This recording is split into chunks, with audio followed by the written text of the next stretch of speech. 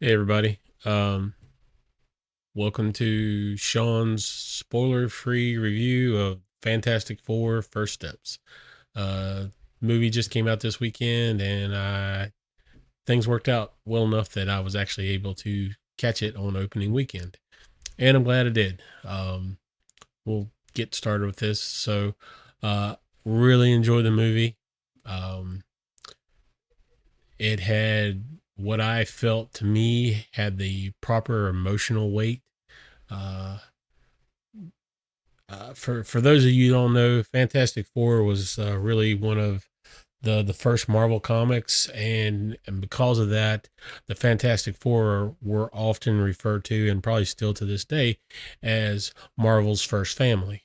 And so you've got Reed Richards, very smart, elastic, Sue Storm, married to Reed, invisible, the Invisible Woman. You know, she's able to turn herself invisible, create force fields and stuff. Johnny Storm, the Human Torch, generates flames, flies around. They kind of expand upon his powers a little bit in this movie. I kind of liked what they did with it. And then you have Ben Grimm, the Thing, um, which is funny because he's the least human looking of the characters, and I think this was Stan and Jack Kirby's. Uh, I think there was a reason for that because he's the one who looks the most like a monster, but at the end of the day, Ben is probably the most. I mean, he's probably fighting Storm or Sue for this, but in my mind, he is the most human uh, of the group.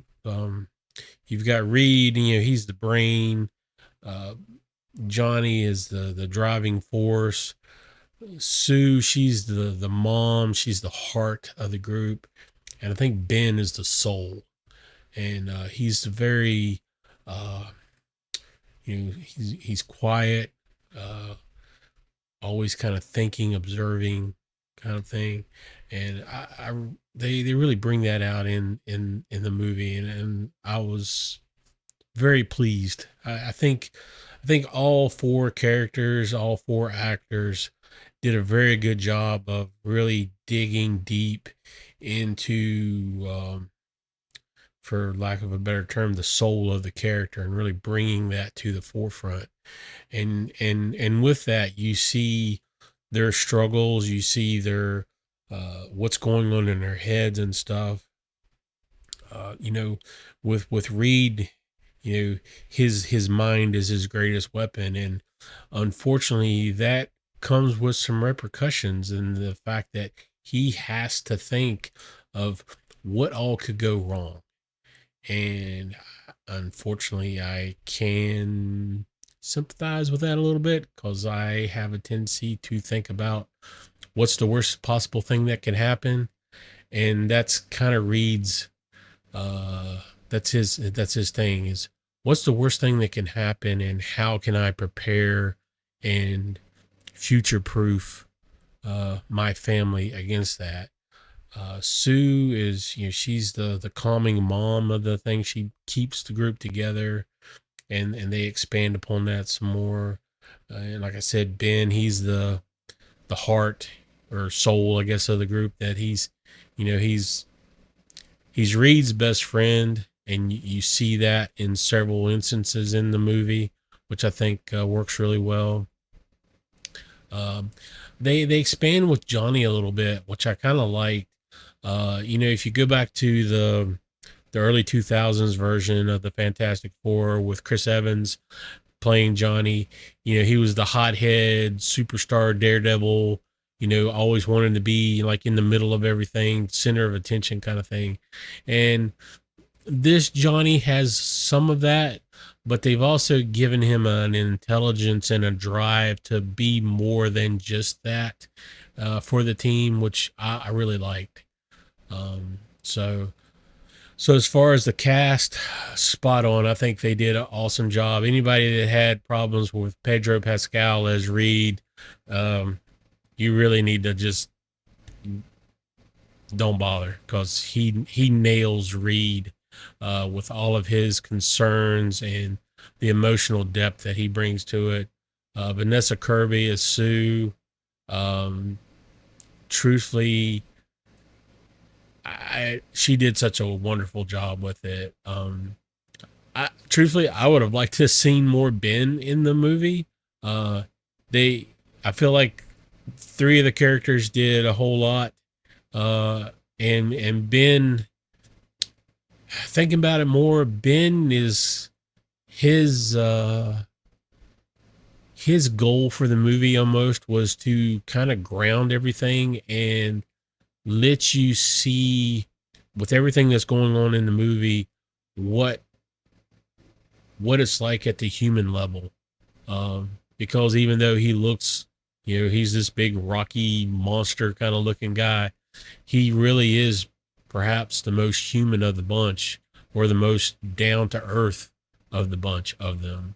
And he brings that perspective to the movie, which is really good.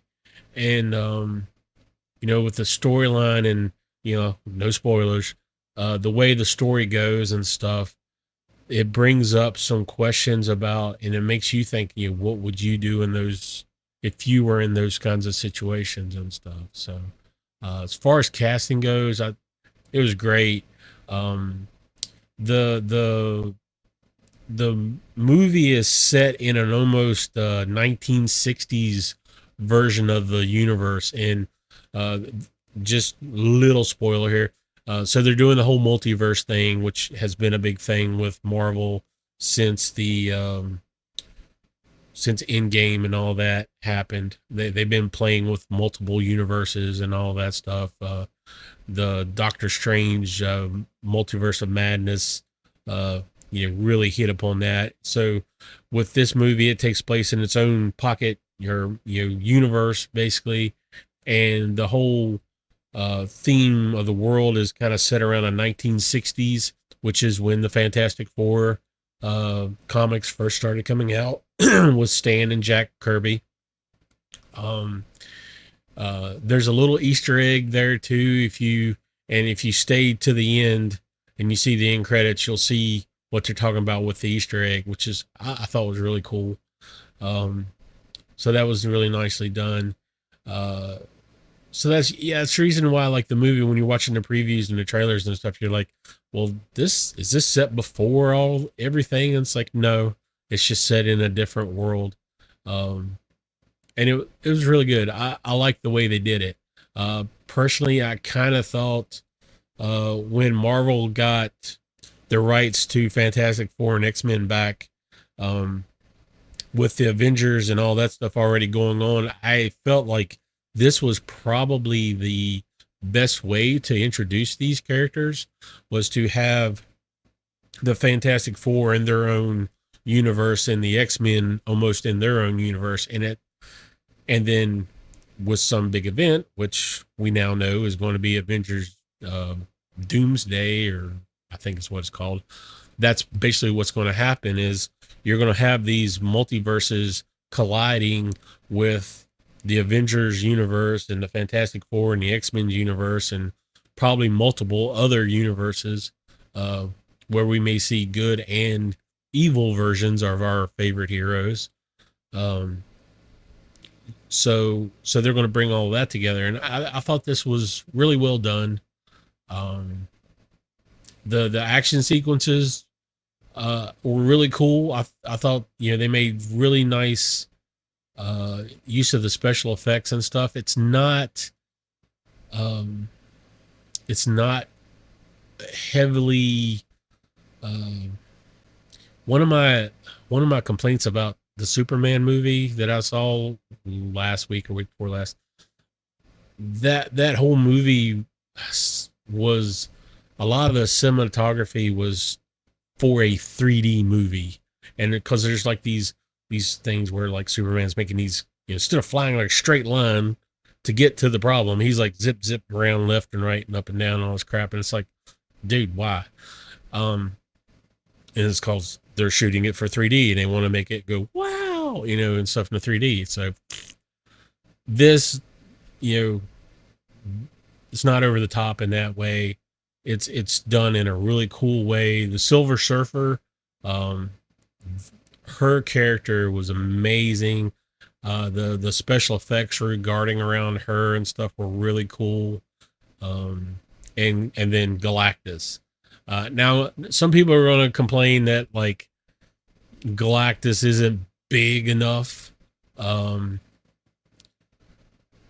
you know, I don't want to like split hairs there. I think his size fits for the story, and I think it works. At least for me, it worked. Um, they had a lot of little cameos by some of the previous Fantastic Four villains. Mole Man, the dude that got to do the Mole Man, freaking spot on, and really made him uh, kind of lovable and funny at the same time. So that was kind of cool. There's some little Easter eggs spread out through the movie, which I thought was cool.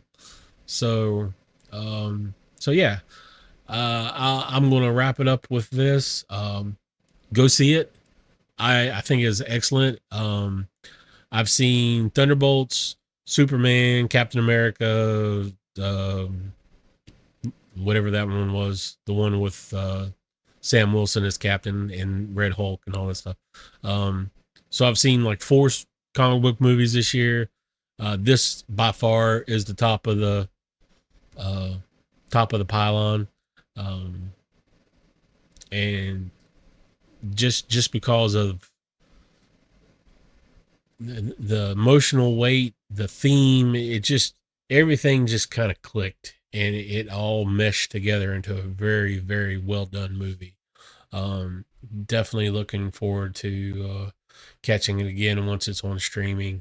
Um, so um, two post credit scenes, one mid credit scene, which will tie into future movies. The last one at the very end of the credits, um, it's more of a fun kind of fun thing. Doesn't really tie into anything. So not necessary to stay for that one, but it's kind of cute. Um, so yeah, uh, definitely go catch it when you can. It's worth the money, I think.